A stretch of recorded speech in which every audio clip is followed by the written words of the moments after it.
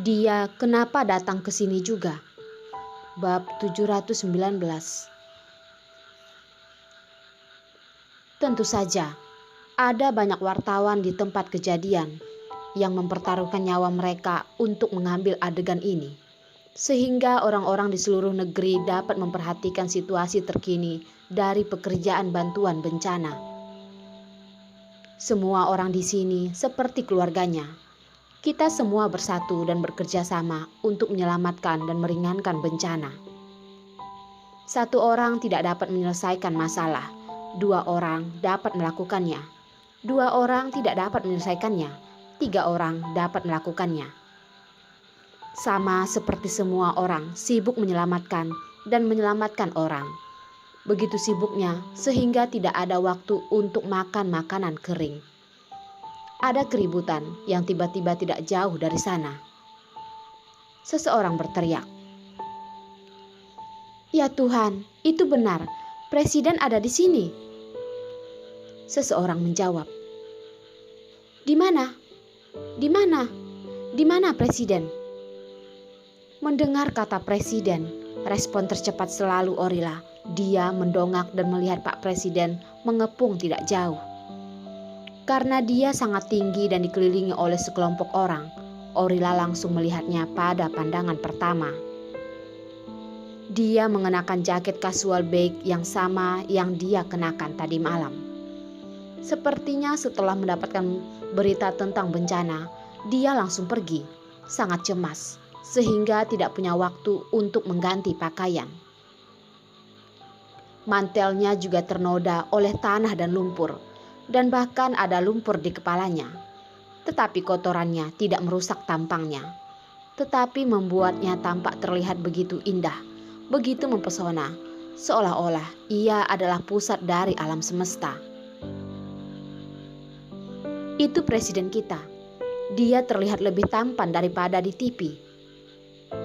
Kalimat ini berasal dari mulut Yaya di samping Orila, dan dia dapat mendengar bahwa hati gadis itu juga telah melonjak beberapa kali. Tentu saja, aku juga berpikir bahwa dia sangat tampan. Dia satu-satunya pria yang bisa menyaingi ayahku. Orila berkata dengan bangga, seolah-olah pria yang berdiri di sana dan didambakan oleh semua orang adalah miliknya. Mendengar kata-kata Orila, Yaya memandang ke arahnya dan berkata, "Ya, ayah yang bisa melahirkan anak perempuan yang cantik seperti kamu pasti tidak lebih buruk. Ayahku tidak hanya tampan, tetapi dia juga sangat mencintaiku.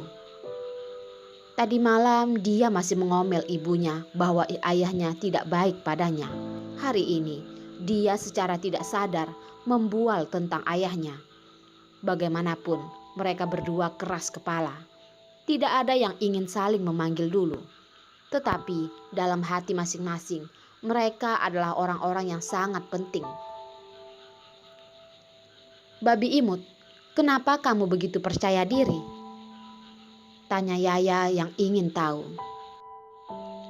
"Karena ayahku mengatakan kepadaku sejak usia dini bahwa aku adalah bayi paling cerdas di dunia dan juga kesayangannya. Itu karena dia menyayangiku. Makanya aku ada di sini pada hari ini. Karena lingkungan yang berkembang, biarkan kepercayaan dirinya dan kemandirian." "Harap diam. Sekarang Tuan Presiden, aku ingin mengatakan beberapa kata kepada kita semua." Tobias, sang sekretaris, berteriak dengan pengeras suara. Orang-orang di dekatnya telinganya hampir tuli. Presiden mengambil alih pengeras suara dan memberi hormat besar kepada semua orang. Dia bergumam, "Terima kasih atas kerja kerasmu. Terima kasih telah datang ke daerah bencana dalam waktu yang singkat." Begitu suaranya keluar, semua orang di ruangan itu bertepuk tangan dengan keras. Tepuk tangan berlangsung lama dan dia tidak bisa meneruskan pembicaraannya. Bahkan sebagai presiden suatu negara, dia bisa datang. Di hati para korban dan penyelamat, itu adalah sebuah hal yang luar biasa. Dengan dia, orang-orang yang terkena dampak dapat tenang dan penyelamat lebih termotivasi, yang merupakan alasan utama mengapa dia bersikeras datang ke daerah bencana untuk menyelamatkan semua orang. Dia melambai kepada semua orang untuk diam dan menunggu sampai semua orang berhenti bertepuk tangan sebelum dia berkata, "Aku telah melihat upaya semua orang. Orang-orang di seluruh negeri telah melihatnya. Terima kasih tidak cukup untuk mewakili orang-orang di daerah bencana dan terima kasih untukmu." Pada titik ini, dia membungkuk kepada semua orang lagi dan berkata, "Aku hanya ingin memberitahu Anda bahwa dalam beberapa waktu ke depan, aku akan terus bekerja dengan Anda dalam bantuan bencana. Tujuan kami adalah melakukan yang terbaik untuk menyelamatkan setiap kehidupan. Jangan sampai saat-saat terakhir ditinggalkan atau menyerah." Orila berdiri di tengah orang banyak dan melihat pria yang mempesona dari jauh. Kata-katanya bukan naskah resmi yang disiapkan oleh sekretaris untuknya, tetapi kata-kata pendek dari hatinya. Dia hanya menatapnya dan tidak bisa melihat matanya. Pria ini adalah pemimpin tertinggi dari negara A, pilar spiritual orang-orang di negara itu, dan puncak hati Orila. Dengan adanya dia, orang-orang di negara itu merasa nyaman. Dengan adanya dia, Orila juga merasa nyaman. Bagaimana dia begitu baik?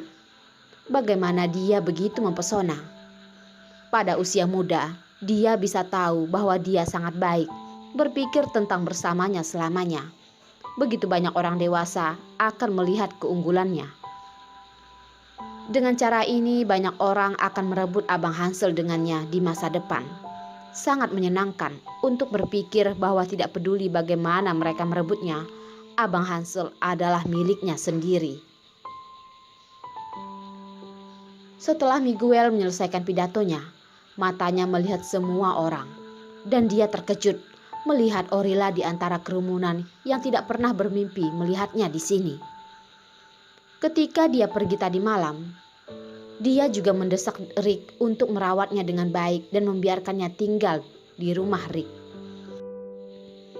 Setelah itu, ia langsung pergi ke heliport dan tiba di daerah bencana sebelum subuh. Setelah tiba, ia bergegas membicarakan bantuan bencana dengan orang-orang di bawah komandonya.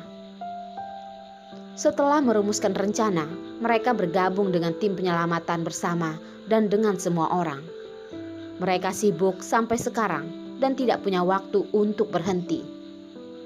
Siapa yang tahu, dia akan melihat gadis kecil itu di sini.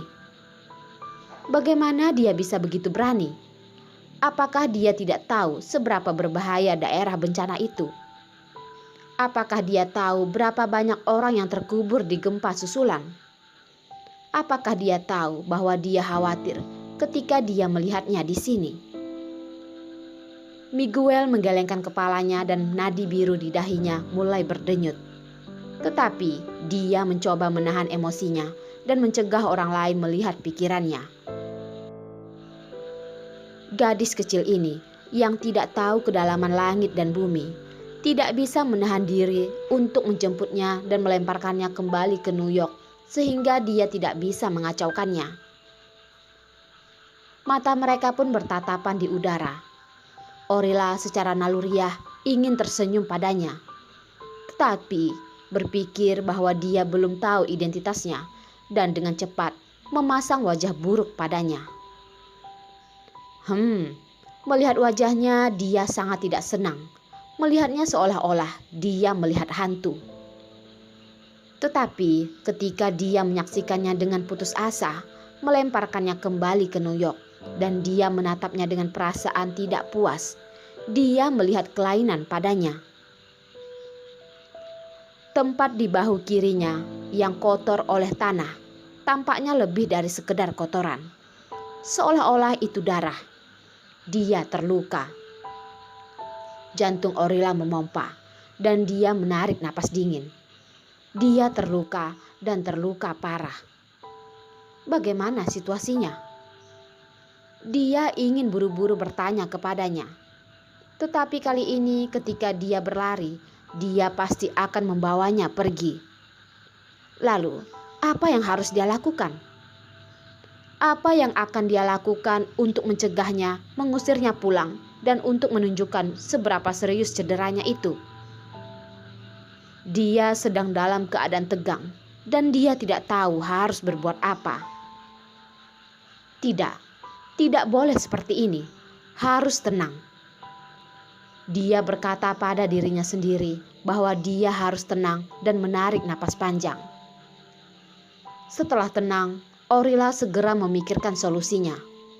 Dia menoleh ke ranselnya, menemukan sebotol air mineral di dalam tas, dan dilemparkan ke arah Miguel.